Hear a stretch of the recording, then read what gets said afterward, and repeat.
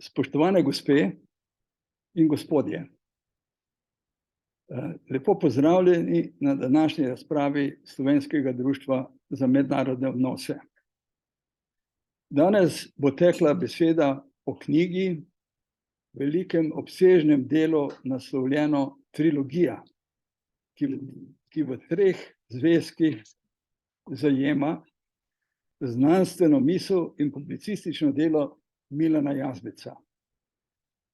Z nami je pisec tega izjemnega 1500-stranskega dela, veleposlanik Milan Jazbec, profesor, pisatelj, politik, kronist in še kaj. Bil je veleposlanik v Turčiji od 2010 do 2015 in Severni Makedoniji od 2016 do 2020. Sicer pa v diplomatski službi vse od leta 1987.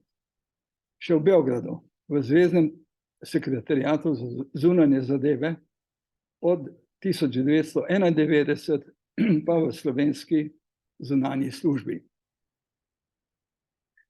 Zbirka Trilogija se stoji iz 3 delov ločenih po obdobjih, nastala je skozi avtorjevo bogato diplomatsko kariero. Nedvomno gre za odličen vir in opis obdobij in dogajanj ter osebnih izkušenj v diplomatskem svetu, mednarodnih odnosih, poudarkom na Sloveniji v mednarodnem prostoru v obdobju 35-letne diplomatske kariere. Če poenostavim, lahko bi rekel, zanimiva kronologija dogajanj tega časovnega obdobja. Vsaka knjiga ima svoj naslov in obdobje, ki ga zajema. Prva je Diplomacija v prizmi, izbrani članki od 1990 do 2021.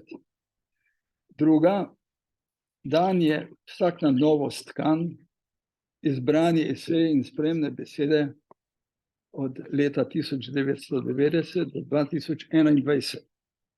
In tretja, Varnost, obramba in Slovenija, izbrani prispevki 2001 do 2021. Trilogija je izšla v zbirki inštituta IFIMES, Mednarodni inštitut za bližnje vzhodne in balkanske študije. Z nami pa je tudi veleposlanica Sabina Stadler, vodja službe za strateške študije in analize. Preden bo prevzel besedo avtor, nas bo veleposlanica uvedla v vsebino trilogije. Torej, razpravo bom povezal Marjan Šetinc, predsednik Slovenskega društva za mednarodne odnose. Torej, veleposlanica, beseda je vaša. Najlepša hvala, gospod predsednik, za besedo. In pa seveda hvala lepo za povabilo. Najlepša hvala tebi, Milan, da imam v bistvu to čas, da sem danes tukaj in da ti lahko stojim ob strani in da lahko v bistvu ob tej priložnosti spregovorim zate in v tebi. Tako da napovedano je sicer bilo, da bi mogla vsebinsko predstaviti tole, ampak jaz sem se mogoče odločila, da bi rajš Milan tole predstavil, pa bom jaz rajš predstavila tole.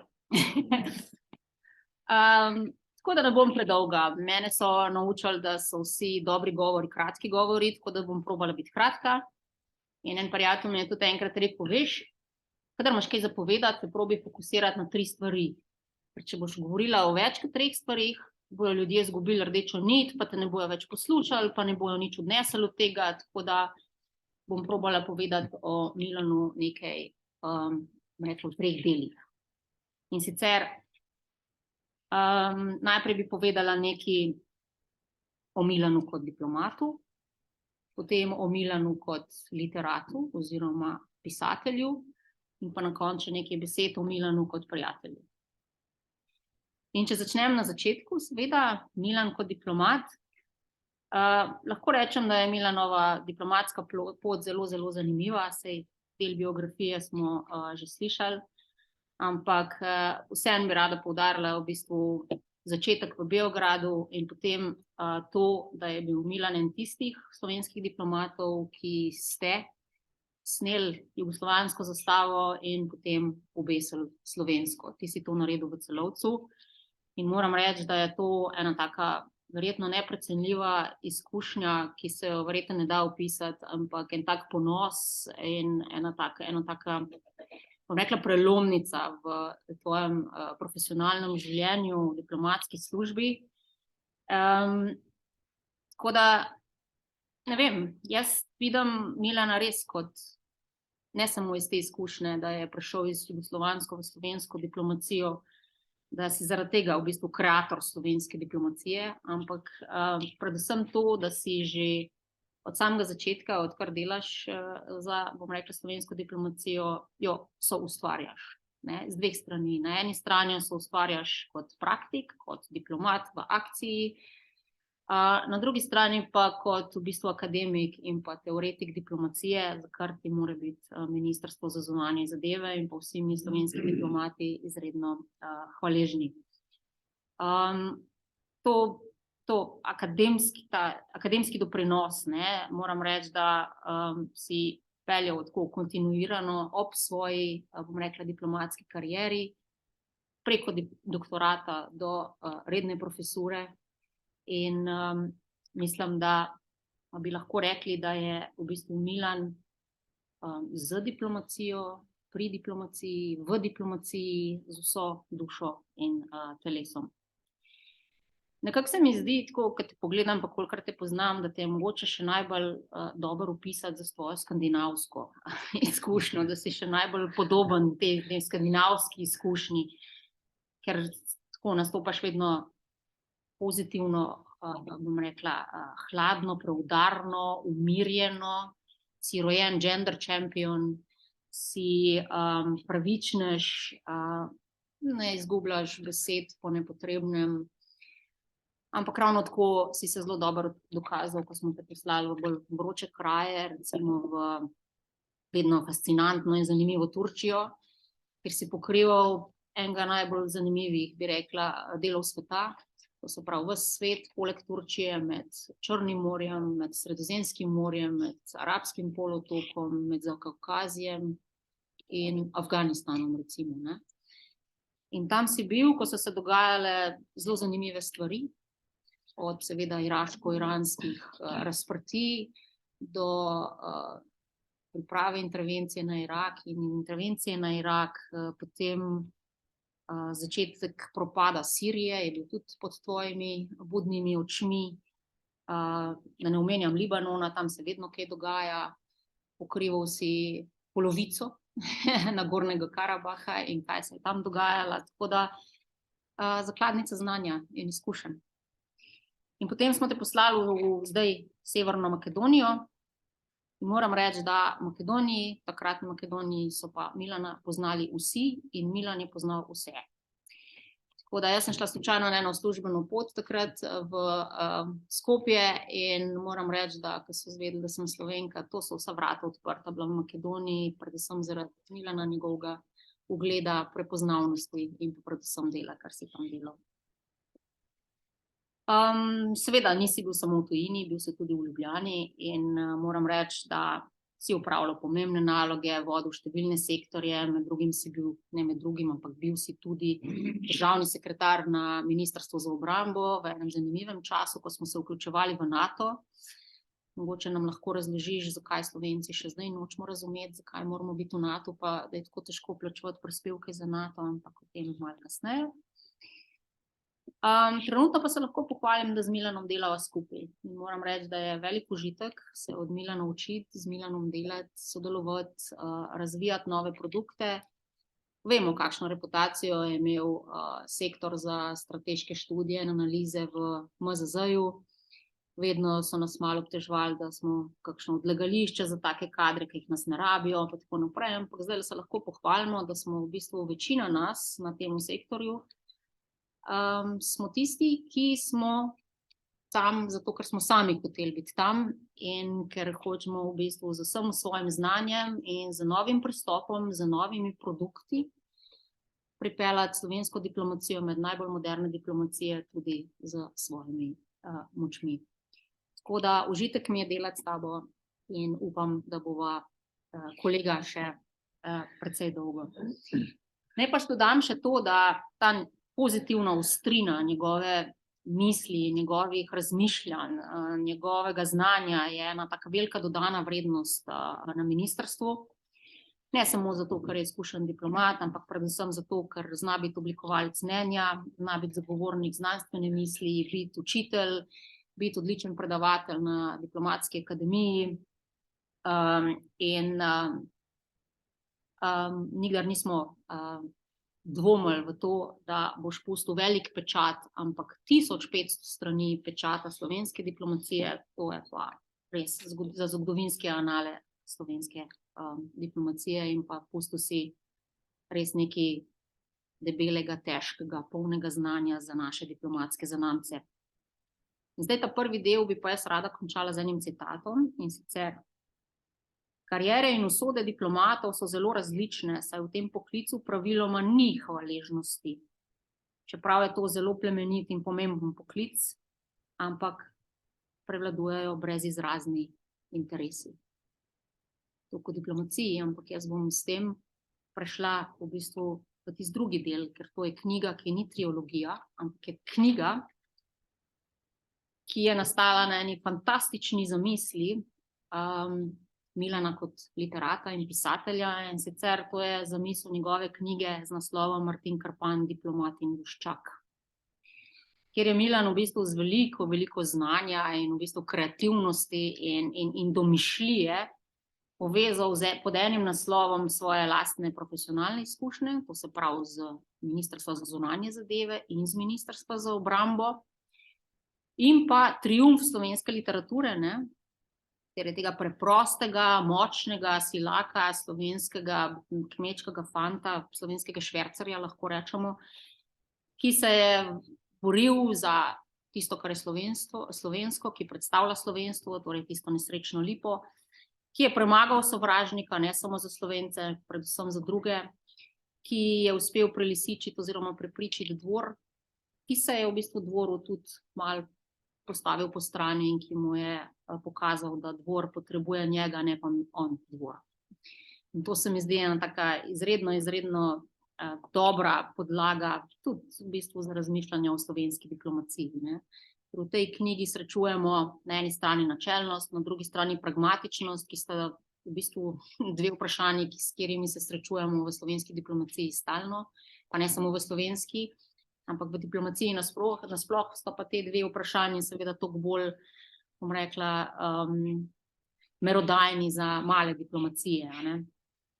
In tega našega Krpana si odlično prezrcalil v diplomatske vrline, od ugleda do poguma, do načina izražanja in tako naprej, tako da v bistvu si literarno nadgradil to tvojo specialnost, kar je sociologija diplomacije.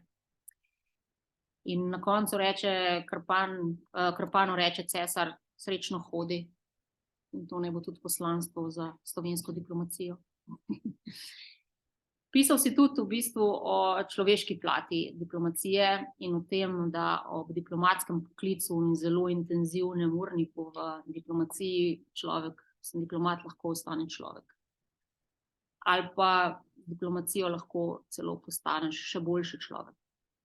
In to si me naučil, ko sem mi dal brati svojo triologijo Dama v belem.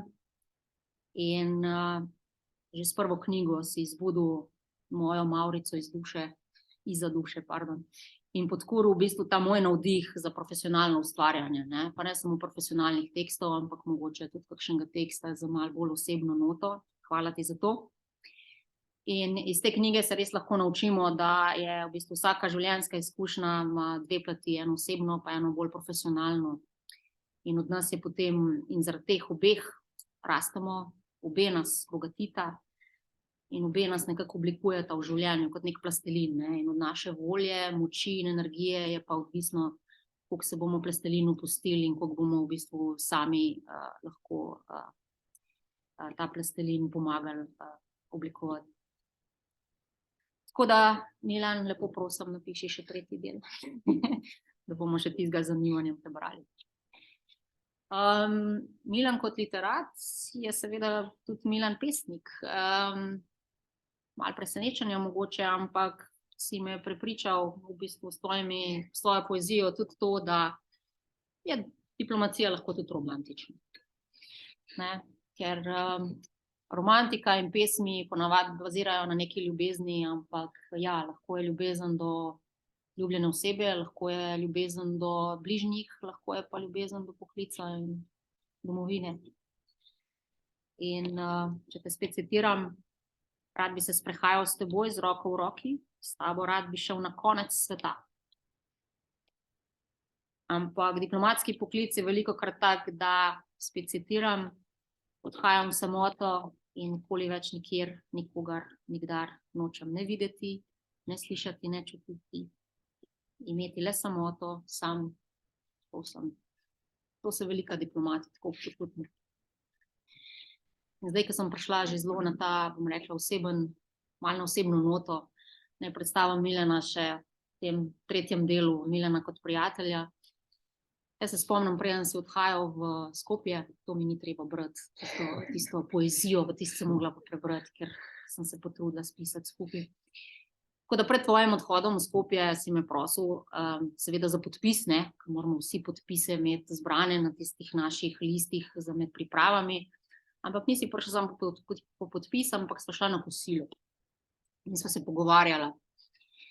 In moram reči, da vem, da si mi nekaj spraševal o razvojni pomoči in tako naprej in sem ti z veseljem povedala, ampak tisto kosilo, jaz se detajlno ne spomnim, ampak spomnim se, da sem iz tistega kosila kot takrat generalna direktorica pod velikim stresom, ne vem, in kupenih skrbi in enega pritiska profesionalnega, ampak iz tistega kosila sem jaz odšla pomirjena, zelo dobro sem se počutila, zelo mi je bilo fino, tako da sem rekla, ja, to je pa moj profesionalni prijatelj.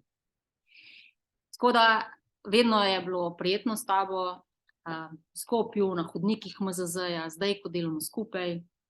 Tako da zelo mi je v veselje, da tesno sodelujeva pri pripravi tekstov, pri predavanjih na diplomatski akademiji, pri tem, da razvijava nove projekte, nove produkte in probava nekaj še dati naši diplomaciji. Torej, lahko zaključim, da je Milan v bistvu vse to, kar sem povedala, diplomat, pisatelj, prijatelj in to vse v najboljšem pomenu besede, pa verjetno še več kot to, ne. Marsikdo te pozna kot dobrega sodelavca, kot profesorja, jaz upam, da bom tudi tam, me navdušuješ tudi to, tako da upamo, da se vidiva tudi v tej vlogi. Milana poznamo kot velikega intelektualca, velikega svetovljana, neprecenljivega sogovornika, v bistvu en kup enega znanja in izkušenj na 2 nogah. Tako da iz tebe žareva ena taka zelo pozitivna, izjemna energija, tako da vedno te žene naprej, vedno te žene še po več, še po boljše in tako naprej. In jaz mislim, da slovenski diplomati se imajo prav iz te energije veliko za naučiti, da nikdar ne smemo si želeti več in biti boljši.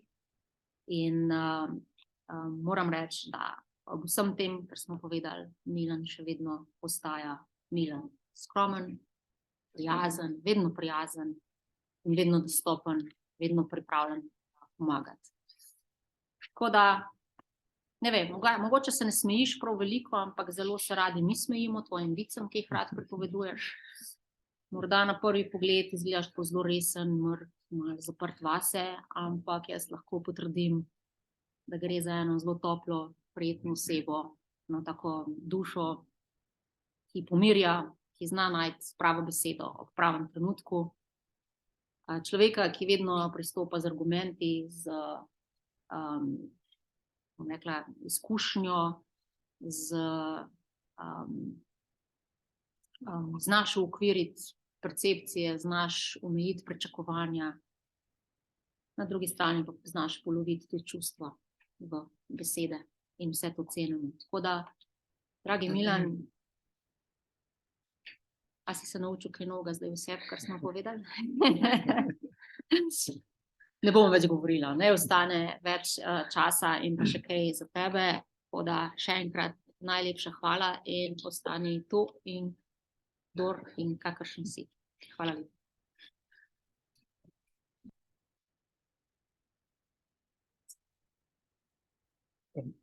Te besede so sijajen uvod v to našo današnjo razpravo. Seveda, diplomacija ni le poklic, je poslanstvo. In to poslanstvo pa je iz teh knjig. In Milan, beseda je tvoja. Ja, hvala lepa. Se bom zahvalil po vrstnem redu vajnih nastopov. Predsednik, veleposlanik Marjan Šentin, dragi Marjan, hvala lepa za te tvoje besede, predvsem pa za priložnost, da imamo danes ta dogovor. To ni samoumevno, to ni vsak dan, je pa lepo in mislim tudi prav. Torej, hvala lepa tudi za tvoj uvod. Sabina, zdaj tako, jaz bi zdaj ne mi šteti slabo, če bom iskren, to bo minuta šibkosti, potem ne bom več. Najraje se vstal, odšel na dolgi sprehod, pa malo premišljeval o teh tvojih besedah. To bi zdaj najraje naredil, ampak seveda diplomati praktično nikoli ne počnemo tistega, kar bi najraje počeli, ampak tisto, kar moramo početi. Zdaj, glede na to, da se diplomacije držijo različni prizvoki, bom citiral Machiavellija, ki je rekel, srečen je tisti, ki lahko svoje želje in potrebe uskladi z duhom časa, in nesrečen je tisti, ki tega ne zmore. Torej, jaz bom poskusil biti srečen ob tem, da ne morem iti za nas prehod. To je malo za šalo, pa tudi za res, seveda. Sem kar ganjen ob tem, kaj vse si povedala. Če bi zdaj mi da to obrnila, pa bi to jaz govoril o tebi, bi točno tako povedal, ker se s tem vsem strinjam v tej luči. Zdaj, ker si govorila o meni, pač ne bom tega, da je ocena, se tudi ni treba. Moraš se strinjati, jaz te lažem. Ja, to je sigurno, to sigurno.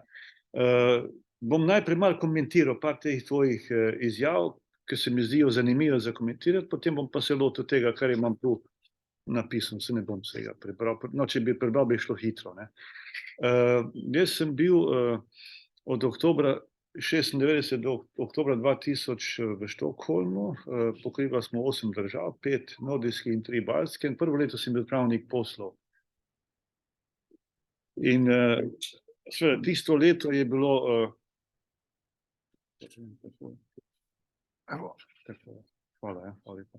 Tisto leto je bilo izjemno, fascinantno, osupljivo, enkratno. No in ko je Sabina nekajkrat poudarila, da delava skupaj, da sva sodelavca, to je bilo zelo skromno rečeno. Zakaj? Enkrat sem bil prisoten v eni debati o neširjenju jedrskega orožja na Švedskem in to je bila bolj interna švedska debata in uvodničarka je bila zunanja ministrica Lena Hjelm-Wallén.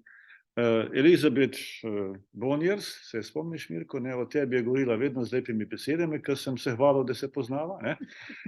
Ona je bila pa šefica multilaterale in je tako sedela v publiki. In potem je bilo eno vprašanje, neko zelo strokovno za ministrico o tej tematiki in je ministrica rekla, jaz o tem nič ne vem, ker sem pač ministrica, ampak tam ne sedi Elizabeta, ona je šefica in vse o tem ve. In potem se je oglasila Elizabet in rekla, šefi so v tem smislu res enkratni, je rekla, Lena, ti si šefica, jaz pa o tem vse vem in bom vse povedala. No, zdaj tako, če je kdo mislil iz tega, ker je Sabina govorila o meni, da sva sodelavca, da sem jaz njen šef, se moti, Sabina je moja šefica. Tako. Jaz sem pač povedal zdaj, kar pač vem in kar lahko povem. Omenila si moje delo v Turčiji in tiste nerezidenčne akreditacije, 2 poudarka v zvezi s tistim. Generalni sekretar Združenih narodov nekje okoli 10. decembra vsako leto prebere, izda, kako bi rekel, poročilo o dogajanju v tistem letu in države, ki sem jaz jih pokrival, torej grem blokovajs, kot se reče, Azerbejdžan, Iran, Irak, Sirija, Libanon, so bile v letih 10, 11, 12, 13, 14, 15, ko sem jaz jih pokrival, med države in teme, med prvimi 15 najbolj žgočimi problemi, nevarnostmi, ali kako bi rekel. Jaz bi moral biti tudi akreditiran v Afganistanu. Dobil sem akreditive, akreditivi so, dobro, snema se pa se vsem, ne. 2 meseca so bili v predsedniški palači, potem so pa še 3-4 mesece ležali, to sem ugotavljal za nazaj, v eni predalo, v eni mizi v protokolu našem. Ne vem zakaj, kako, v končni fazi me tudi ne briga, ne. Če bom o tem kdaj pisal roman, se bom zmislil, itak, ne. Ampak seveda rezultat tega je bil to, da sem jaz dobil 2-krat datum za predajo akreditivo. Z veleposlanikom sva se zelo dobro razumela in sem vsakeč se izmotal in sem mu nekaj razlagal, zakaj ne morem iti. Nisem pa moral iti zato, ker nisem dobil akreditivo. Ja, ne, imel sem, torej, ne, sicer bi pa bil tudi akreditiran v Afganistanu, ponašal bi se s tem, da bi bil prvi veleposlanik, ampak bolj pomembno bi bilo nekaj drugega. Ne.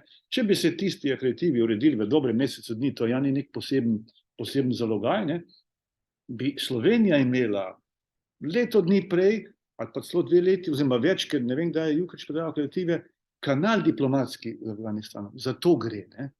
Za take reči gre v diplomaciji, zato je to pomembno, ne, tudi kar si ti podaril, da smo v svojem delu profesionalci in če smo profesionalci, potem lahko v tem seveda uživamo in tudi lahko veliko naredimo za dobro svojih držav, s tem pa tudi zase. To seveda vemo, ne.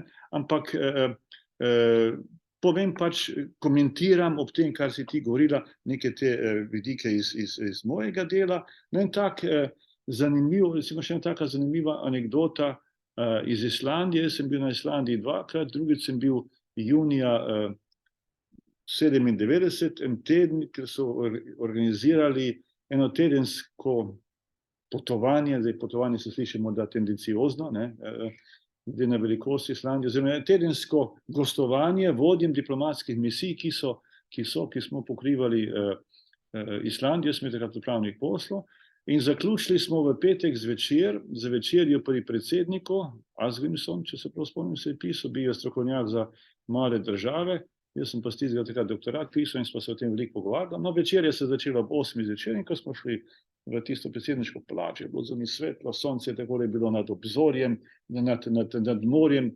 nekje kot da je 1:02, ne, in tiste barve so bile izjemno lepe. In večerja se je zavlekla do polnoči. Po polnoči, ko smo zaključevali, predsednik vsem je rekel, ne, ekscelence, dragi prijatelji in tako naprej, ko boste prišli ven iz te stavbe, iz tega prostora, nikamor ne tecite, nikamor ne hitite, kajti ura ni 12, ampak je polnoč. In ko smo prišli ven, je tisto sonce še vedno bilo tam zgoraj, ne. Torej, neki poudarki iz tega vedrejšega dela diplomatskega življenja. Torej, zdaj pa na to trilogijo. Jaz sem dobil idejo za trilogijo v začetku junija 21, po enem diplomatskem zdrsu, bi temu rekel, ne, ker so me nekam odrinili, bom tako rekel, in ko mi je odleglo od tistega pritiska in pričakovanja, podzavestno, čeprav si ne treniram, da se te to ne sme dotakniti, ne, ko mi je odleglo, čez 2 dni sem dobil za to idejo in to je zdaj rezultat tistega, ne. Jaz sam niti nisem vedel, sem že, ampak pozabil, da je toliko napisan, da to je približno 70% moje produkcije, torej prispevkov, ki sem jih pisal od leta 90, knjige so drugo. Torej, en nabor tistega, kar se je dalo spraviti v te 3 knjige. Druga knjiga so predvsem eseji in pa sprednje besede, so tudi precej lokalno obarvani, ampak vse je prežeto z diplomacijo, tako kot si ti Marjan rekel, ne.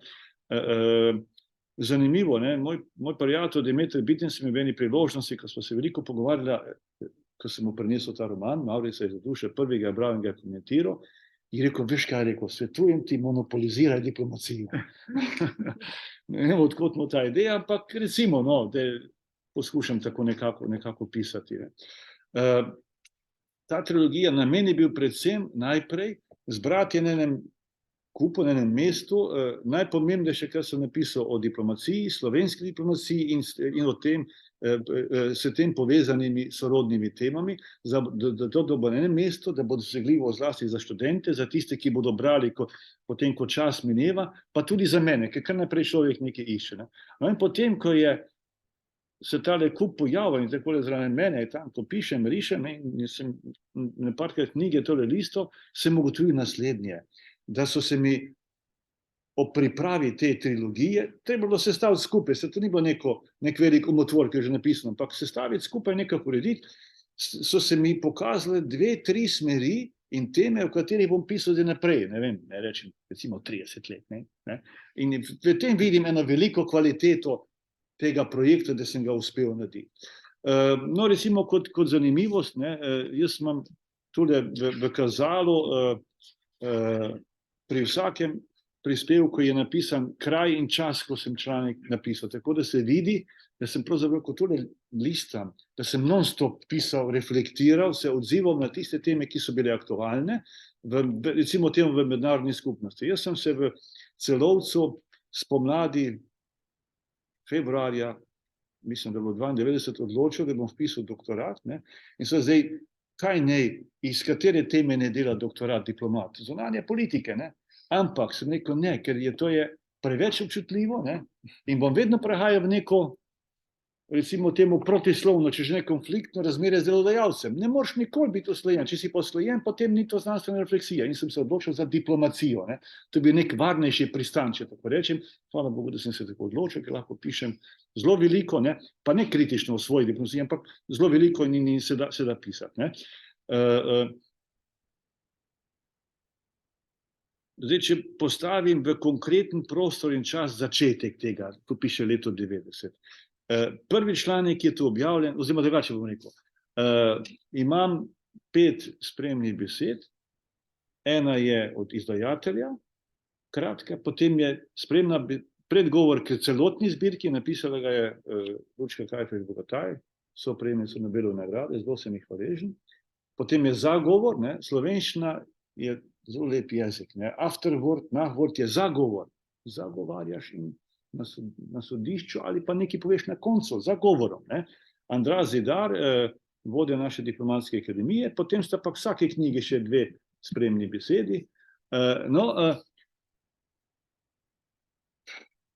Jaz, verjetno je to tako, kot pravi Freud, ne, da ni neke naključnega izbora, there is no random choice, ampak se zgodi tako, ki je povezano. Zakaj? To povem. Prvi članek sploh, ki je tu objavljen, in tak recimo, ki je toliko vreden tehten, da gre v ta kontekst, je napisan o Slovenski diplomatski akademiji. Jaz sem napisal novembra 90, praktično eno noč, en program Slovenske diplomatske akademije. Mečken sem seveda motovilo, ne? Zakaj? Zato, ker sem vedel, da bo članek, ki bi potem tudi objavljen, in sem se rekel, moram napisati tako, da ne bom dobenega v Beogradu, ne? Od avtoritete razjezil, da bo kakšna čudna reakcija prišla. Zdaj, na 2-3 mestih se to vidi, ampak to nič ne škodi vsebini članka. No in si lahko mislite, ne? Prvi članek, tekst, zagovor piše vodja diplomatske akademije. Mislim, to je fenomenalno naključje. Ne? Naprej, drugi članek, takoj za tistim, Beograd, december 90, o Svetovnem slovenskem kongresu, ta objavljen v drugi knjigi. Takrat se je napovedan je bil ustanovni zbor in jaz sem v eni noči praktično to napisal in sem ga poslal ustanovnemu zboru, kolega Jožef Siraj ga je predal, ki je bil Ljubljančan, jaz sem bil v Krškem. Ne?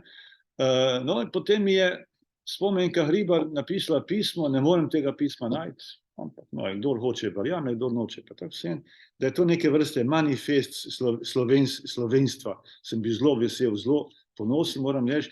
In zanimivo je bilo, da je bil potem ti članek objavljen na celi strani, takrat je bila Demokracija še tednik velikega formata, v takratni zadnji številki, 15. januar 91. Leto dni pozneje je bila Slovenija mednarodno priznana kot država.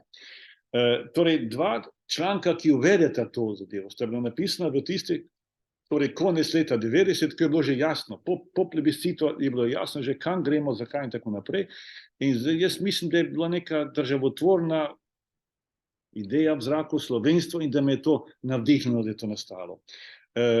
Tretji članek, napisan, sicer pa objavljen kot drugi v prvi knjigi, sem ga napisal v Celovcu, aprila 93, in sicer Diplomacija in varstvo okolja. Kolikor jaz vem, je to prvi članek na to temo v Sloveniji, v slovenski državi. Torej, ker govori o diplomaciji in varstvu okolja. Prej so številni avtori pisali članke, knjige o varstvu okolja kot takem, ne pa o diplomaciji.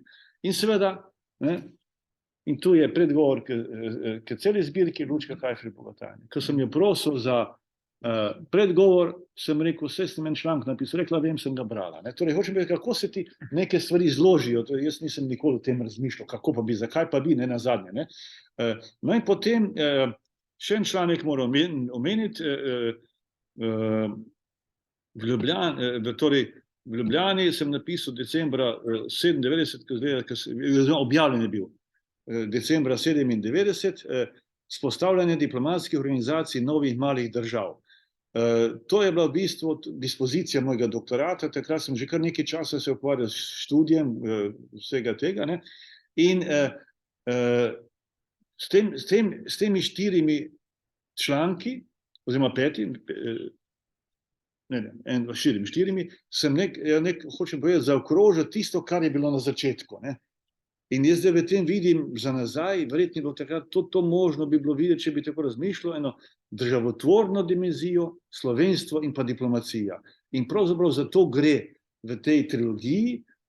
Trilogija je pa odziv, refleksija na slovensko, recimo tako, zgodbo o uspehu. Jaz mislim, da to ni, na začetku seveda to bila neka advertisement fraza, ne, tako zelo všeč, ampak če vzamemo prvih 18 let slovenske polnoletnosti, diplomatske polnoletnosti, jaz mislim, da to v celoti drži. V celoti drži. Ne nazadnje tudi iz tiste velike serije multilateralnih dogodkov, jaz sem o tem napisal eno analizo, nisem nikjer drugje tega opazil, več ali manj so se posamezniki ukvarjali s posameznimi temi dogodki. Kaj?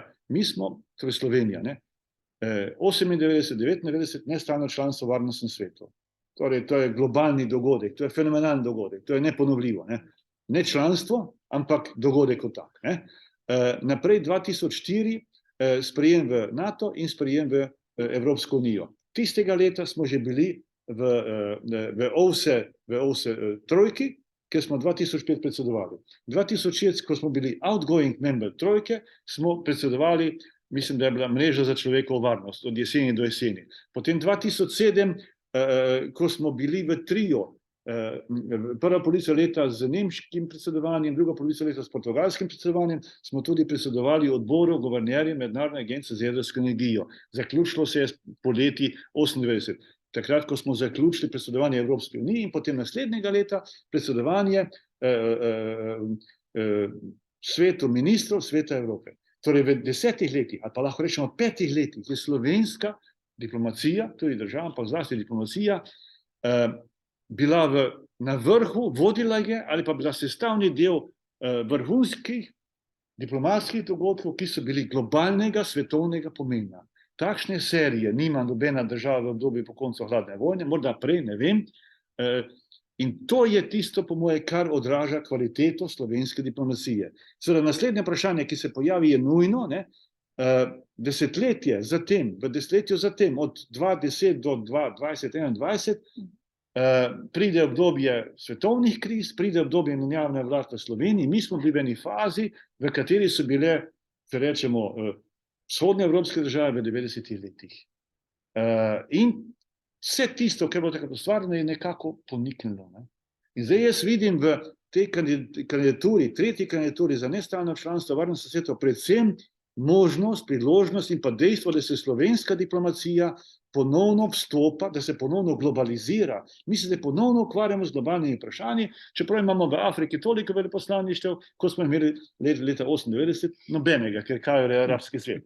Ampak torej, po desetletju, ki je bilo tako, kot je bilo, zdaj ne smem reči, da je bilo izgubljeno, ni bilo izgubljeno, ampak tisti globalni, svetovni, vrhunski modus je usahnil. Se ponovno v to vračamo. In z tega vidika, bom rekel, bogokletno, ni tako pomembno, ali bomo izvoljeni v nestalno članstvo, ne. Pomembno je, da smo ponovno zagnali ta ritem in upam, da bomo v njemu ostali. To je ključno. In seveda v tem jaz vidim to slovensko diplomatsko zgodbo o uspehu. O tem veliko pišem. No, recimo morda ena taka pikra, smešno, ne vem, na račun tega, o čemer govorim. Zagovor k prvi knjigi mi je napisal Žiga Pirnat. Žiga Pirnat je kombinacija Mozarta, McCartneyja, Privška. Tisti, ki ga poznate, veste, da je to res. On je bil eden izmed tistih študentov, ki so v času prvega predsedovanja EU delali v zunanjem ministrstvu, znašel se je v sektorju za analize, jaz sem takrat ti sektor vodil. Žiga govori enih 8 jezikov. Berkeley School of Music v Bostonu je opravil v polovico predvidenega časa, kot Jože Privšek. Danes zaključuje doktorat, ima že, mislim, da 2 diplome, 1 magisterij in je aranžer, komponist in med njegovimi klienti v Hollywoodu je tudi Barbara Streisand. No, Žiga Pirnat je bil takrat spomladi 2007 so bili povabljeni študentje, da bi se prijavili za opravljanje študentske prakse v času druga polovica 2007, prva polovica 2008. In ker bi narejen ožji izbor enih 60-70 imen, so dali nam, šefom sektorja, malo pogledamo, kdo bo kam pasal. Jaz sem se tako za Žigo odločil zaradi teh performansov, in potem, to je pa zdaj tisti anekdota, ki je kakršnakoli že je, Žiga se mi javi, ko sem jaz bil že na dopustu, bil sem sicer v Ljubljani, sem rekel, dobro, se dobimo v Celici, Celica je zaprta, dejansko zaprta, takrat je bil to tak fajn lokal, ker so bili večino mladi iz sveta, ni bilo slovenske domače firce, če tako rečem. No in začnemo se pogovarjati in Žiga mi na začetku pove, in to je tudi tukaj napisal. Ne vem točno, kaj je datum, recimo, da je bil 15. julij, je bil poslan dopis iz Kadrovske, Žigi ne se javi meni na pogovor. No, Žiga ta dopis dobil 28. julija, no, mi smo se tako za tistim sedla in to pravi bil njegov vstop v hram slovenske diplomacije. To vse je slovenska diplomacija, to je vse, kar smo mi. Tri te velike teme so v tej trilogiji. Diplomacija, slovenska diplomacija, potem pa recimo ena izmed mojih specialnosti so omenjena vsebina diplomacija in literatura. Torej, diplomacija, jaz tule na veliko, kot se temu reče, teoretiziram o diplomaciji, delam neko periodizacijo, se s tem ukvarjam, nekaj sem sam inovativnega k temu dodal. Ena taka tema, za katero sem dobil idejo posredno, ko sem bral knjižico Roberta Cooperja, Postmoderna država in postmoderni svet, zelo dobro napisano. On me je takrat nekako potisnil v to smer, da se mi je posvetilo, da lahko govorimo o postmoderni diplomaciji. Tisto, kar je bilo v začetku prejšnjega stoletja, pred 100 leti, moderna diplomacija, ki je išla iz konca starega sveta, Društvo narodov in potem Organizacija združenih narodov, tista mednarodna skupnost, ki je takrat določala nastanek, oblikovanje moderne diplomacije, ki je predvsem karakterizirana z multilateralno diplomacijo, to se je po koncu hladne vojne popolnoma spremenilo in zato jaz pravim, argumentiram, utemeljujem, da zdaj govorimo, vsaj z mojega vidika, o postmoderni diplomaciji. Tista, ki prije za moderno, zdaj tako velik, tako različne, tako spremenjene mednarodne skupnosti. Profesor Vladimir Benko, vse ga poznamo, je v enem članku, ki ga je napisal za mojo knjigo Diplomacija in Slovenci, navede en stavek, ki je izjemnega pomena: diplomacija je vedno v funkciji konkretne zgodovinske situacije. In če tako vzamem, torej zgodovinska situacija, v kateri je nastala moderna diplomacija pred 100 leti, je popolnoma drugačna, nepredstavljivo drugačna od te danes. Zato je treba govoriti o neki novi fazi, novi obliki diplomacije, vsaj za neko strokovno teoretično razumevanje. No, ena izmed značilnosti te postmoderne diplomatske faze ali diplomacije seveda so tudi nove teme na diplomatski agendi. Vse jih poznamo, pandemija, klimatska kriza, vprašanje hrane, vprašanje vode, trgovina z belim blagom in tako naprej. Če bi recimo en od veleposlanikov, recimo, ki so bili v 50-60 letih sedeli v New Yorku in so na sejah varnostnega sveta obravnavali aktualna, pereča, svetovna, globalna vprašanja, če bi se jim takle dan zbudil in bi mu nekdo rekel, tele teme se obravnavajo na zasedanjih varnostnega sveta, bi rekel, halo, diplomacija, to pa ni diplomacija. Je, ker se vprašanje svetovnega miru in varnosti kažejo skozi te teme v tej novi, drugačni zgodovinski situaciji. Jaz o tem med drugim tudi govorim v enem članku z naslovom Postmoderna diplomacija, ki je zelo zateoretiziran in ki je bil objavljen v posebni številki Teorije in prakse leta 2007 ob 90. obletnici profesorja Benka. In tak drug članek, v katerem načenjam neko novo temo, je konec hladne vojne in sprememba paradigme, The End of the Cold War and the Change of Paradigm. Na to temo sem imel predavanje na Dunajski diplomatski akademiji konec leta 2005. Naša ambasada, naša misija pri OVSE in še trije avstrijski inštituti so to skupaj organizirali.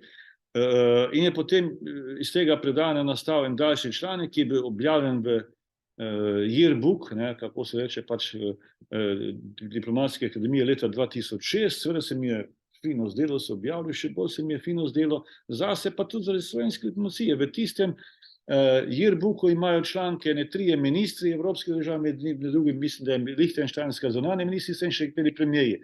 Govorim o promociji slovenske diplomacije in slovenstva. To je seveda so to moje knjige, ki piše moje ime, pa gre za eno, praktično se je to pokazalo, gre za neko načrtno, sistematično promocijo slovenske diplomatske zgodbe o uspehu in tematike, ki so to zgodbo producirale in ki jo še vedno producirajo. Mimogrede, v tistem tekstu o Slovenski diplomatski akademiji, se mi zdi, govorim že o spremembi družbene paradigme. Torej, takoj po koncu hladne vojne. Slovenska diplomacija, seveda obravnavam z najrazličnejših možnih strani. Morda je omembe vredno dejstvo to, da mi smo zaključili nestalno članstvo v Varnostnem svetu, prvo, 31.12.1999, jaz sem imel konec februarja leta 2000, torej dva meseca po tistem, 3 predavanja v Združenih državah, na Kolumbiji, na City University of New York in pa na Rice University v Houstonu, kjer sem govoril o tem, o slovenskem predsedovanju, ki je pravkar minilo.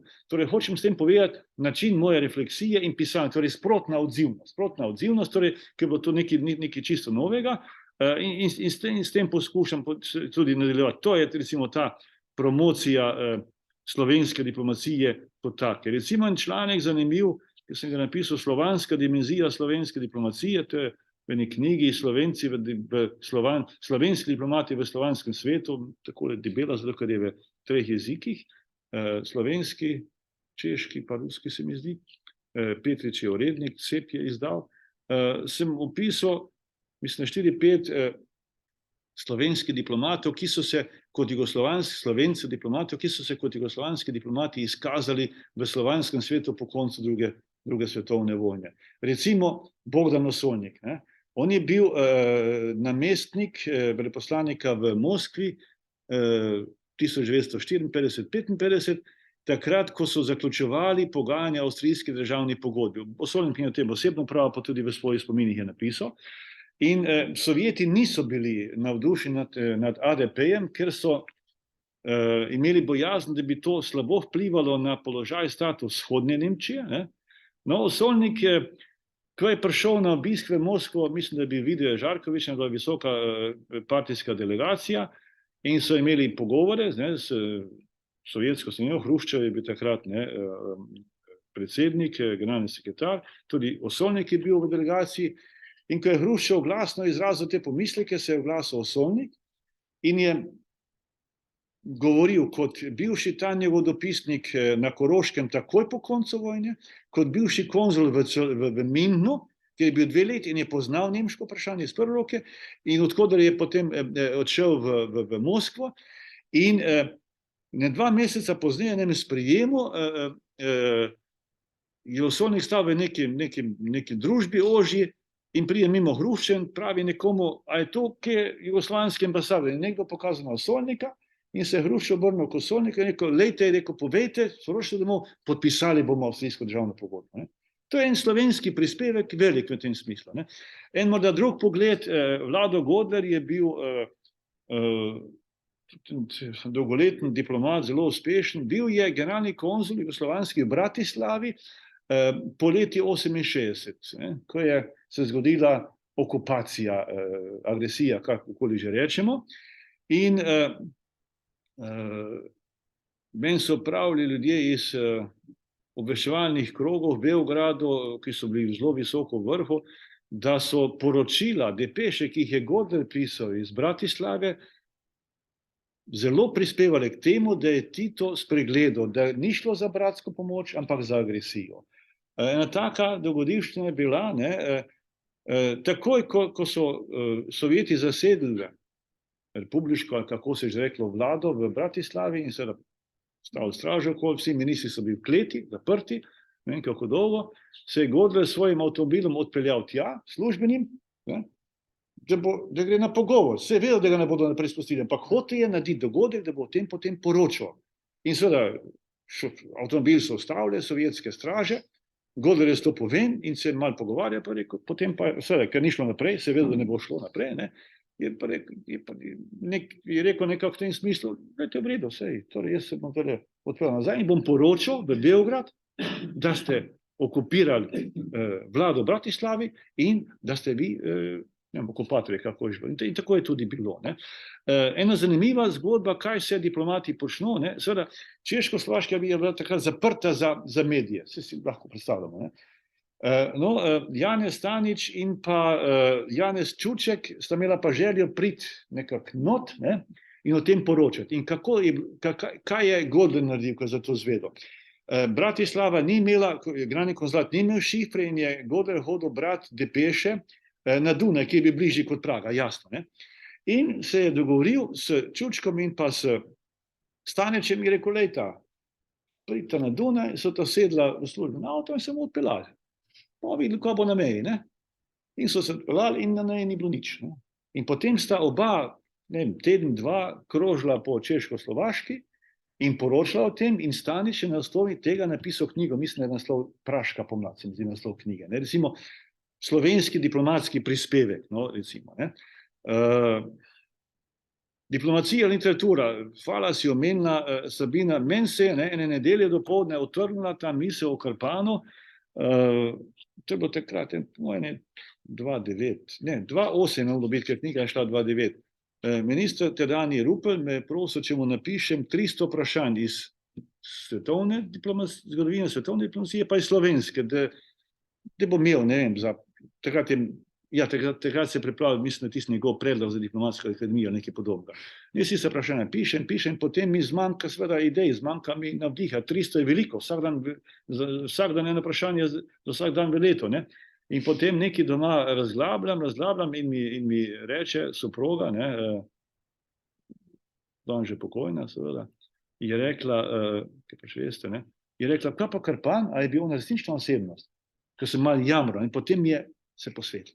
In potem iz tega je nastala knjiga Martin Krpan, diplomat in vojščak, zdaj pa seveda, to je bil eksperiment, in pri eksperimenti nikoli nisi sigurno tipeš malo v prazno, v temo, in ko je knjiga išla oktobra 2009, 2 tedna pred knjižnim sejmom, sem jaz nekaj brskal po internetu in naletim na eno knjigo, ki jo je napisal kanadski profesor literature in mislim, da je primerjalne književnosti, Timothy Hampton, Fictions of Embassy.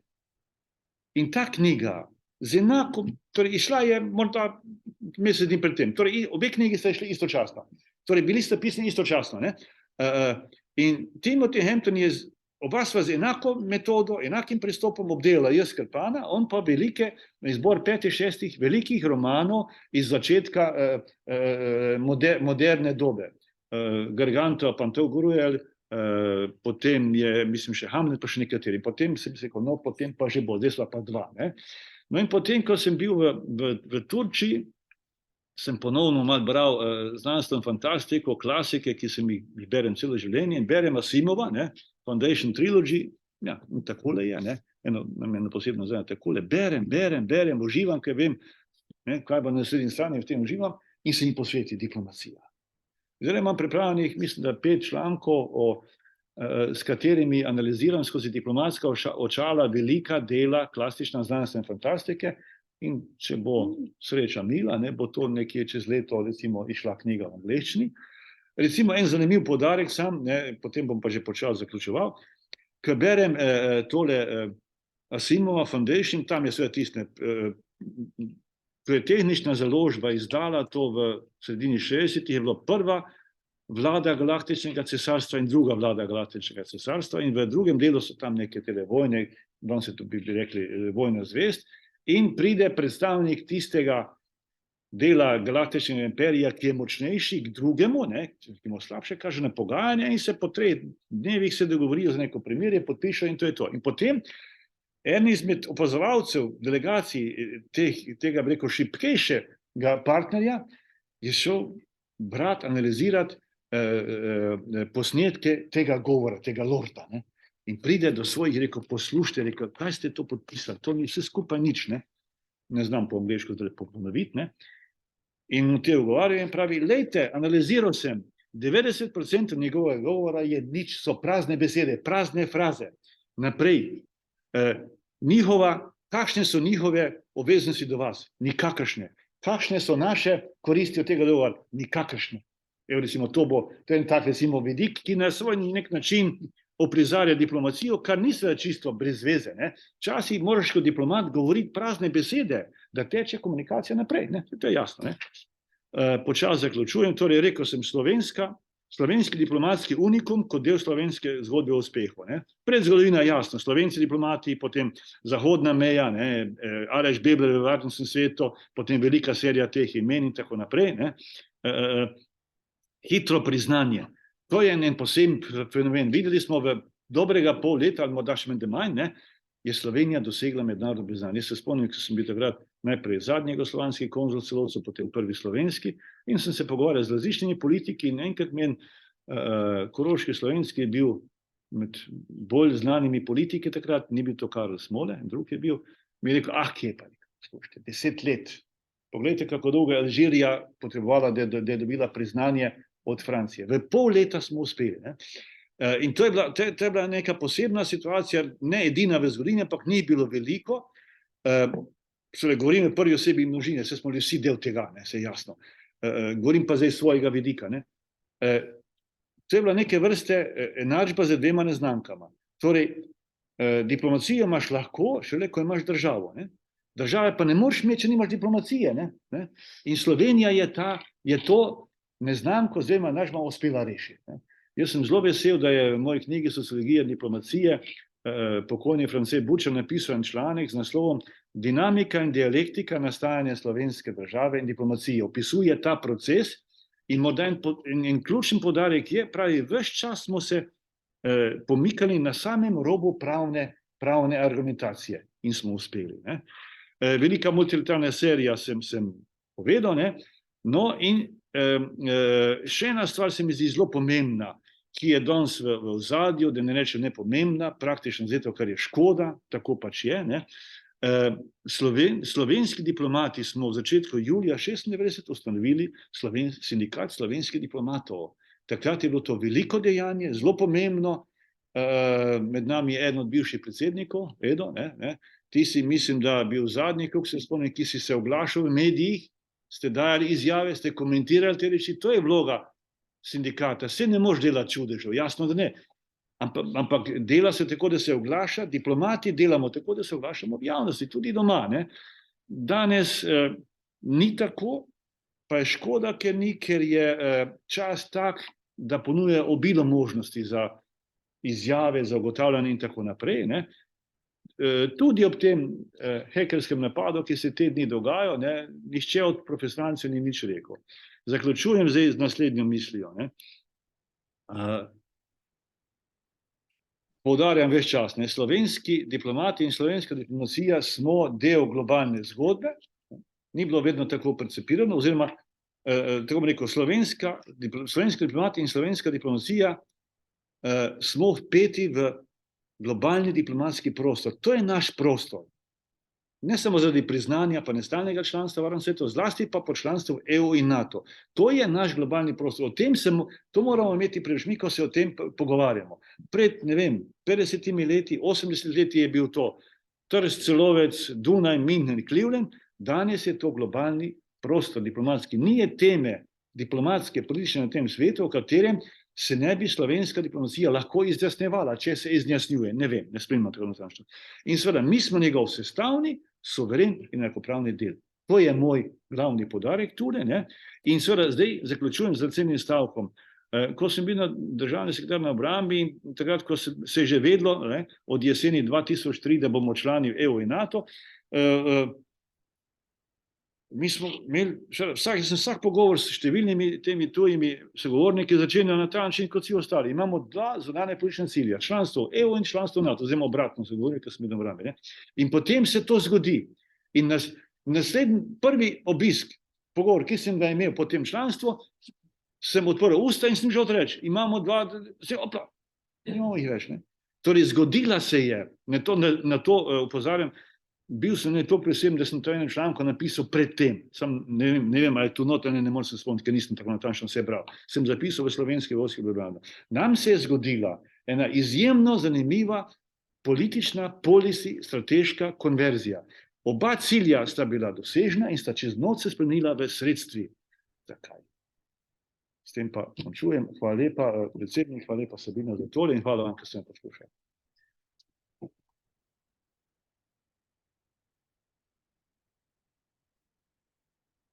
Kaj lahko rečemo? To je bilo zelo zanimivo, kar si zdaj povedal. Veliko tega je v teh zvezkih, jaz jih imenujem zvezki, ki so zelo debeli. Jaz mislim, da je čas za kakšno vprašanje in vabim prisotne, da morda, če imajo kako refleksijo na to, kar je naš gost, veleposlanik Jazbec povedal.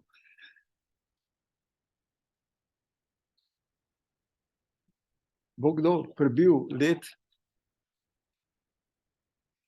Če ne bom jaz nekaj pripomnil.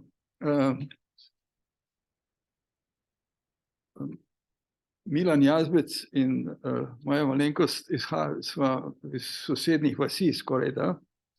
Moram povedati, to je blizu hrvaške meje in seveda s Hrvaško smo se vedno šli diplomacijo, takšno in drugačno.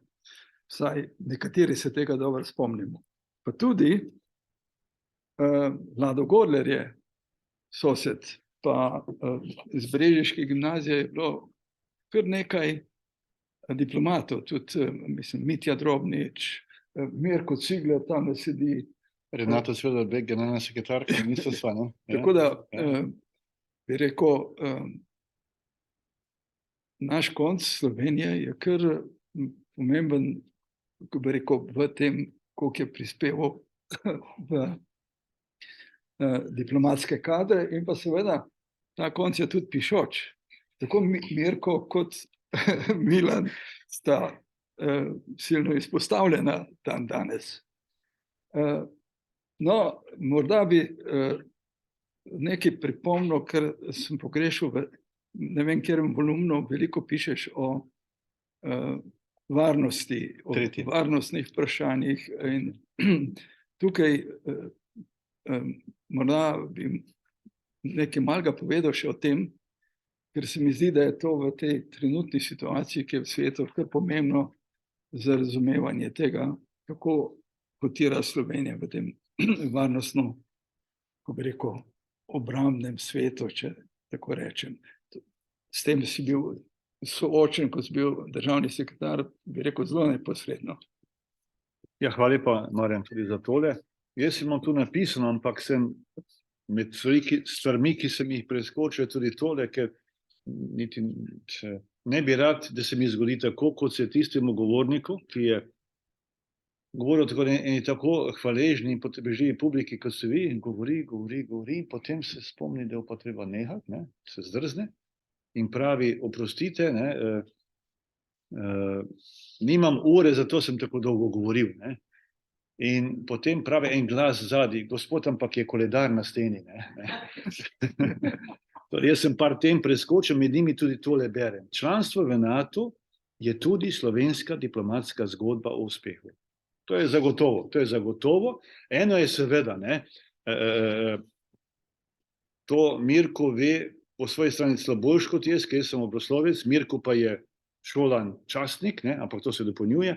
Torej, eno je seveda prilagoditev obrambnega sistema, Slovenske vojske. To je bilo čisto profesionalno delo, ne, ki ga bo treba speljati in jaz mislim, da je bilo speljano v osnovi dobro, ne, sploh primerjavi z ostalimi državami, ti 7, ki nas je bilo, ki smo se istočasno vključili, pa tudi primerjavi s prvimi 3, mislim, da Slovenija zelo dobro kotira, ampak seveda najmanj tako pomembno je bilo pa tudi te procese postaviti v diplomatski, politični okvir, ne samo rezultat kot tak, ampak tudi neka politična interpretacija in tu smo uspeli.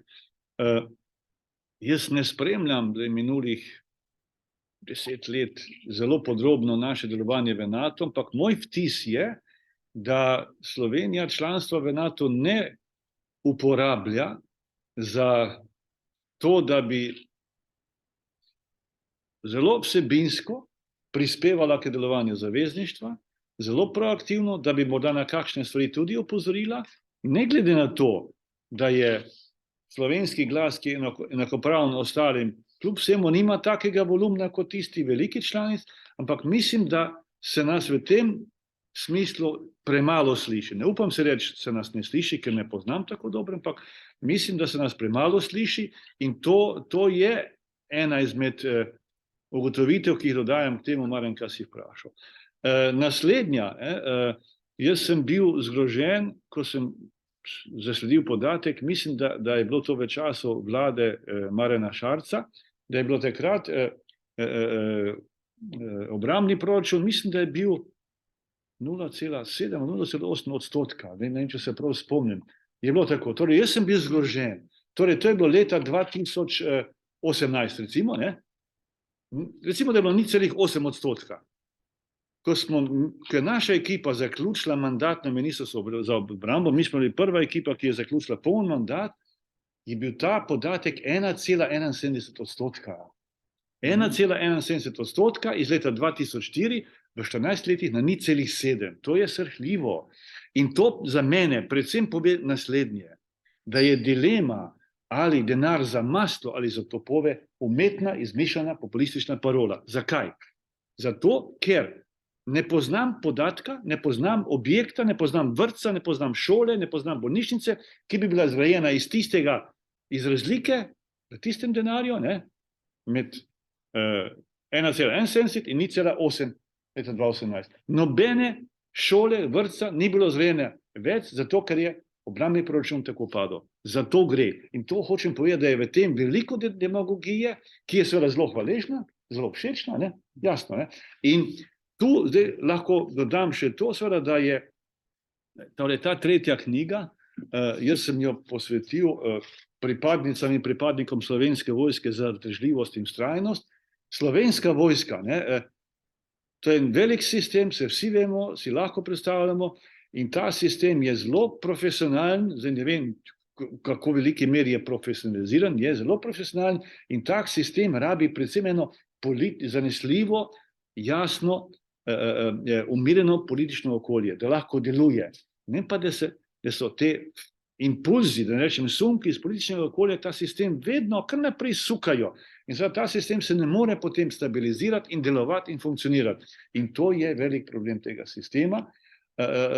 In potem prihaja do takih devijacij, ne, ko smo pač slišali, tako je pač bilo, nič novo nam povedal, ne, da je predsednik države, vrhovni poveljnik obrambnih sil, ugotavlja, ne, da ta sistem ni sposoben nuditi obrambe svoji državi. To je, jaz ne verjamem tega čist, ne, do konca, nisem tega verjel, danes ne verjamem, hkrati se pa to ne dela. Ne. In seveda zdaj, ta obrambni sistem, zlasti Slovenska vojska, se giblje med temi parametri in to je zelo težko, to je skoraj nemogoče. Ne.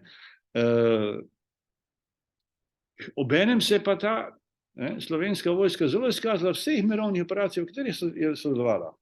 V Afganistanu je bila Slovenska vojska med redkimi, nisem spremljal, ne štejem, ne vem, ki ni imela niti enega mrtvega. To ni mala stvar. Jaz sem bil kot državni sekretar na konzultacijah bilateralnih v Bratislavi, septembra 2003 je bilo, ob 10. bi moral začeti konzultacije s kolegom državnim sekretarjem na ministrstvu za obrambo, čakali smo ga 1 uro. Zakaj? Tisto jutro so 4 bili mrtvi, slovaški vojaki, 4. To je groza, ne? Slovenski niti eden nikjer. Slovenski piloti helikopterjev so, mislim, da 5-6 let, morda celo še dalj, vozili poveljstvo IFOR-ja, SFOR-ja v Sarajevu. V tistem času niti ene praske ni bilo. In na zahtevo poveljstva, torej in tako naprej in tako dalje. To je zdaj ta del, ki je Slovenija v NATO, ne? Kaj bi lahko še več prispevala in predvsem, kako bi se to doma lahko poznalo, odražalo v neki samozavesti, neki suverenosti, v neki jasne profesionalne drži, ne nazadnje tudi v tem, da bi kljub demografskim trendom, ki so taki kot so, da bi ta sistem ne moral trepetati za to, ali bo čez 5 let imel dovolj kadrov za nove vojake. To je pa tudi odgovor na to vprašanje, pa tudi seveda odvisno od odnosa politike do celotnega sistema. Hvala lepa. Veleposlanik Kunič se je javil. Lepo prosim, beseda je tvoja. Hvala za besedo. Najprej ste predsednike pohvalili, da ste delal današnji dogodek, ki se mi zdi zelo zanimiv. Kolegom Jančevcem se dobujemo del časa, pa on točno ve, na kaj ga bom najprej bom. Ne vem. Točno ve, da ne vedno bom na trilogijo, ki imamo v teden končati. Čodnega opominja že kot prvo knjigo, ki smo pred pokojnim sem jo predstavljala v Križanju. In druga je nastala in res priprav tretjo zaključil. Zdi se mi, da bi tista trilogija bila vsaj enakovredna tej trilogiji, čeprav gre za literarni del. Torej, jaz bi se seveda res hvalil za veselje, da smo danes vse to slišali, to delo Jančevca.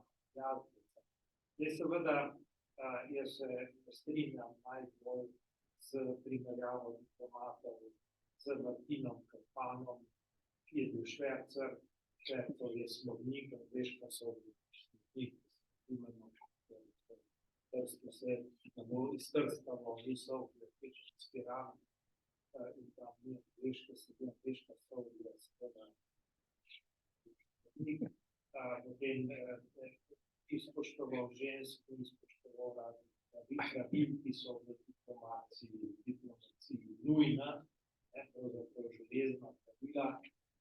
Ampak o tem smo že marsikajšno besedo rekla, da tega ne bi ponavljal. Bi pa dal še en nasvet. Zelo veliko kolega Jančevec piše o raznih temah, mi pa manjka pomembna ekonomska diplomacija. Mi vsi radi o okolju razpravljamo, čeprav razprave o okolju so vedno nekaj bi rekel, ker največji sovražnik tistih, ki želijo podnebne spremembe tako spraviti na polni vzhod, so ravno okoljevarstveni. Ker vetrnic ne moramo imeti, ker bijajo ptiče, čeprav je znanstveno dokazano, da mački pobijajo 40,000 več kot vetrnice, pa je na taka čudita, če se prav spomnim. Tako da to so tematike, ki so nekoliko direktno moderne, ampak zdi se mi, da bi bilo dobro, če bi nekoliko razmislili v naslednjih svojih nekaj ekonomskih diplomacij, ne podpori in sodelovanju s gospodarstveniki in nositi neke pogodbe, tjazo, pis in podobno, pa jih samo vabiti na kakšno večerjo in prevoditi v teh postojnicah. Ampak ekonomska diplomacija v širšem smislu, predvsem multilateralna, kjer pa smo Slovenci zrešili. To je tema, ki se mi zdi, da bi jo morali še poglobiti. kolikor jaz vem, se je na ministrstvu vedno razumelo direktna podpora gospodarstvenikom, ne pa te multilateralne komisije, ki je zelo ključna. Res je, da je to velik delež Evropska unija, ampak tu se mi zdi pomembno in ravno tisti, ki znate razmišljati, ki znate pisati, ki znate stvariti okvir, je to dobro, da se s tem nekoliko pozabavite. Pa še enkrat čestitam za to veliko delo in sem vesel, da je šlo na našem društvu do tega dogodka, da ga predstavim. Hvala lepa. Ja, hvala za vprašanje. Prepričan sem, da bi lahko na to temo kar veliko povedal, ampak prej je še prosil Edvarda za vprašanje, da ne bomo preveč predolgi. Že zdaj smo presegli tisto, kar sva se dogovorila, ampak tako je. Jaz bom čisto kratke nekaj bolj pripombe kot pa vprašanje. Jaz sem poslanika Janeza poznam še času, ko smo bili v Beogradu delali. In smo se vozili z vlakom Sava, diskutirali, nekako je vse šlo v smeri, da bo Slovenija postala samostojna in smo sanjali o novi državi. In mislim, da smo pametni diplomati, vsi, da smo dali nek prispevek, čeprav mogoče majhen, ampak v tem samostojitvi. Prav se nismo kregali, ker diplomacija je pomembno, ne se krega s nikom. In če je le možno delati s prijateljem, ne sovražiti. In mislim, da je to bila ta neka logika, nekakšen vsi, jaz se ne spomnim, da bi se kak diplomat kregal tam. Tako da nam je to na svoj način pomagalo tudi, poznaj, ko smo se res odločili s časoma. Tako da smo imeli v Beogradu nekaj take situacije, ker mislim, na nek način kot diplomacija uspešnosti.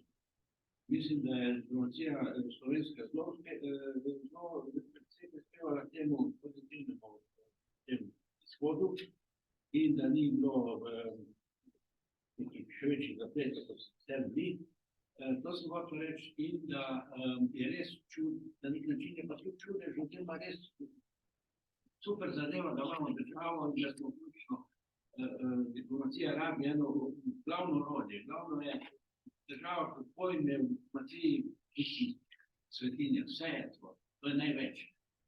Tako da v tem smislu jaz se razumem poslanika Jazbeca in tudi, da res smo nekako mi imamo radi to diplomacijo kot neko spretnost, kot neko vedo ali kaj te kot naše delo, ki je to diplomatsko in se nekaj vidi, da je poslanik Jazbec skoraj zaljubljen diplomacijo, da je rekel, se pa vsi ostali, ki smo začeli, da sem prej spoznali diplomati, ko ste pa prišli v Slovenijo. Pol bi hotel samo še reči to, da torej diplomacija te tudi da in mislim, da je vseh teh njegovih prispevkov oziroma kar je pisal Jazbec izhaja, da torej, kot sem že dejal, ne se kregati nikomer in vedno ohraniti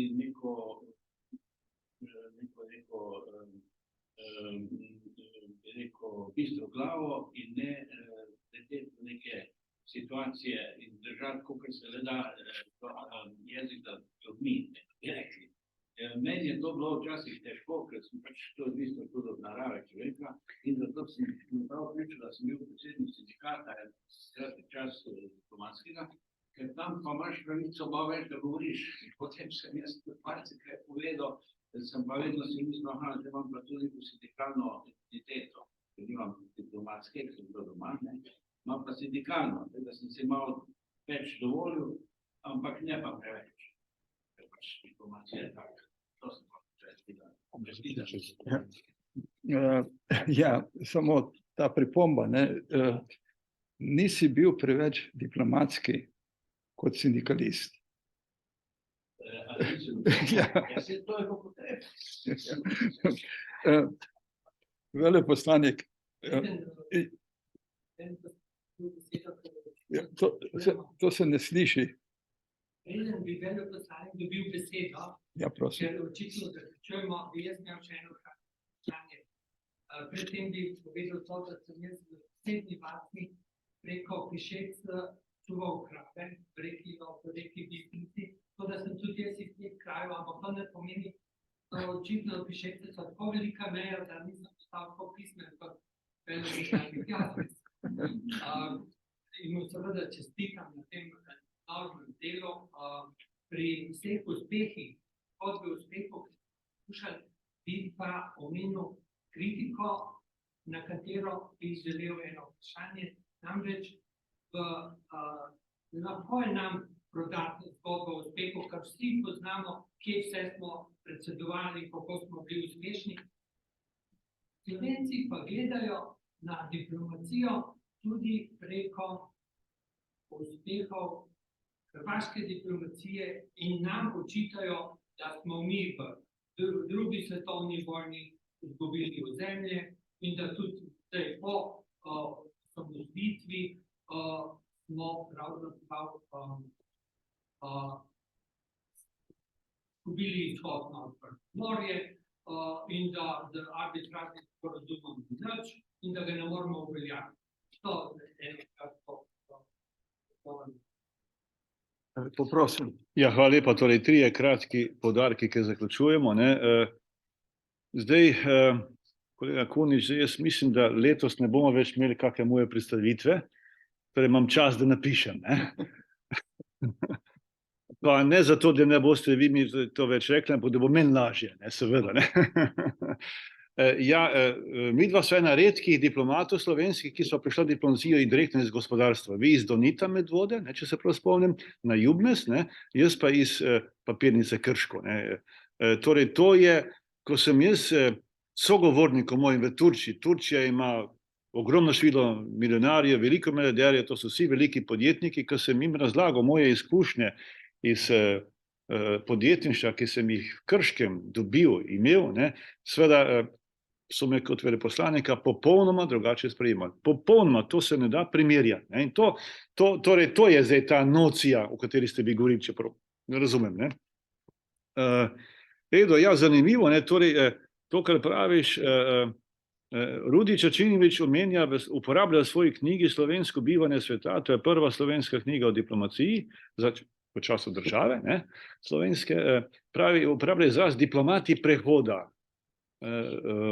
Recimo Ivan Krizostom Švegl, nečak Jožefa Švegla je bil tak diplomat prehoda iz avstro-ogrske diplomacije v diplomacijo prve Jugoslavije. Izidor Cankar je bil tak diplomat prehoda iz diplomacije prve Jugoslavije v drugo Jugoslavijo. Navajam primere, se ni bilo veliko več, ne.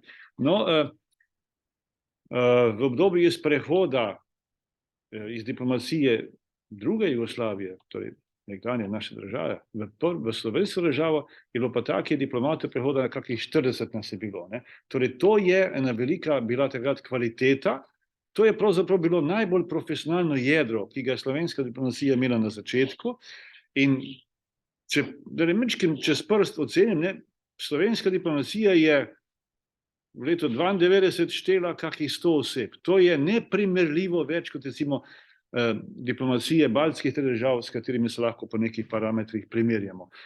Moj vtis je po 30 letih, da ta kapital ni bil zadosti uporabljen, ampak to je moj vtis. Je pa eno dejstvo ob tem, da ob številnih aferah, ki so slovensko diplomacijo pretresale, ne, niti ena od teh afer, saj ne vemo, ne, če je bila kakšna, je morala biti skrita, pa dvomim, da je bila, niti ena od teh afer niso ali pa nismo zakuhali profesionalni diplomati prehoda. To veliko pove o kvaliteti te skupine. Zdaj, Boris, praviš to, ne, jaz sem tudi kraje, pa so samo malo bolj južno, ampak tam nekje tudi, ja, in je zanimivo, ne, s sosedovo, malo starejšo gospodično, kako nečem, sva skupaj krave pasla in potem je bila ona moja učiteljica v drugem razredu osnovne šole, bilo mi je zelo nerodno, ne, ampak pozneje sem pa vedno lahko rekel, midva sem pa res krave spet pasla, strašica, to je redko, ne. No, kritičnost, en tak primer moje kritičnosti do tega, ampak ne vem, če je to bila predvsem stvar diplomacije. Jaz navajam po spominu, če je drugače, odlično, če je drugače, pa navajam po spominu. Med pogajanji oziroma med procesom prevzema evra, izpolnjevanje pogojev, slovenska pogajalska ekipa, ne vem, kdo je bil vse, ne, pa tudi nočem vedeti, ne, koliko se jaz spomnim, so uspeli izpogajati, da bo evro, EVRO, pisalo samo na kovancih evrskih, ki so izdelani v Sloveniji in v obtoku v Sloveniji. Vse drugi na moč evrske skupine pa EURO. To je za mene, prosite, škandal. In pomanjkanje samozavesti, sposobnosti nekega emancipatornega, enakopravnega vstopa v to evrsko območje. To je recimo tak primer, ki praviš, da nam tudi javnost očita. Zdaj, ne vem, koliko so za to vse krivi diplomati, koliko politika, veliko bo nespretnosti. Ampak jaz sem govoril o tej zgodbi uspeha zlasti tam do polnoletnosti, to recimo, tam nekje do 2008-2009. No. So taki momenti, o katerih bi se dalo kritično govoriti. To je res, ja, to je res. Ja, izvolite. Milan, hvala za vse, kar si napisal in kar še boš. To je prva točka. Druga točka je, da kot kolegica, oziroma temu, kar smo tukaj danes slišali, mi dati ne vsi v tem časovnem okviru. Tajti, tretja točka. Če bi kaj dodala, bi tvoja želja po daljšem sprehodu bi se prelevila v še daljši sprehod, ker vse, kar je Sabina rekla, drži in še veliko več. Iznajenih strokovnih pogovorov, prijateljskih pogovorov, definitivno. Hvala. Ja, mislim, da te besede lepo zaključujejo našo današnjo razpravo o trilogiji, ki je napisal in obsežno delo je napisal veleposlanik Milan Jazbec. Ob tej priliki se želim še zahvaliti veleposlanici Sabini Stadler in predlagam en majhen aplavz in v zahvalo za to današnje.